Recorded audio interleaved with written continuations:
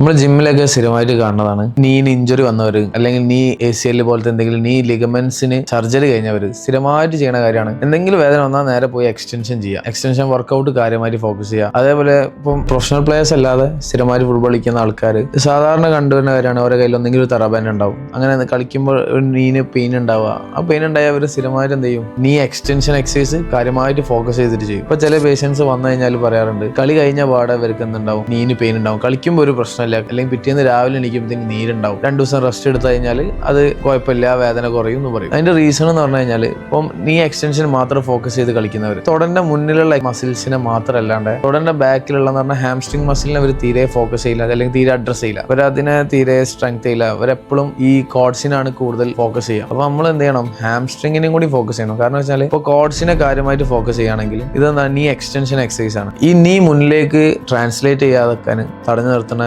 Ligament ആണ് ACL എന്ന് പറഞ്ഞത്. അപ്പം എപ്പോഴും നമ്മൾ കോഡ്സിനെ എന്ത് ചെയ്യുക, അല്ലെങ്കിൽ തുടന്റെ മുന്നിലുള്ള മസിലിനെ സ്ഥിരമായിട്ട് ട്രെയിൻ ചെയ്യുക, അല്ലെങ്കിൽ ഹാംസ്ട്രിങ്ങിനെ അഡ്രസ് ചെയ്യാതെക്കുമ്പോൾ ഇതിന്റെ മുകളിലേക്ക് എന്താവും, ACLന്റെ മുകളിലേക്ക് ഭയങ്കരമായിട്ട് ഫോഴ്സ് ഉണ്ടാവും. അപ്പൊ എപ്പോഴും നമ്മൾ എന്ത് ചെയ്യണം, കോഡ്സിനെ മാത്രം ഫോക്കസ് ചെയ്യാണ്ട് ഹാംസ്ട്രിങ്ങിനെയും കൂടി എന്ത് ചെയ്യണം, എക്സസൈസ് കൊടുക്കണം. കോഡ്സിനോ ഹാംസ്ട്രിങ്ങിനോ മാത്രം ഫോക്കസ് ചെയ്യാണ്ട് ഒരു ലെഗ് വർക്കൗട്ട് മൊത്തം എന്ത് ചെയ്യണം, പ്രോപ്പർലി ചെയ്യണം. അതിന്റെ കൂടെ തന്നെ നമുക്ക് എന്തുണ്ടാവണം, നട്ടലിനുള്ള സ്ട്രെങ്തിന് ചുറ്റുള്ള ബാക്ക് മസിൽസിനും കൂടി നമ്മൾ എന്ത് ചെയ്യണം, ഫോക്കസ് ചെയ്യണം.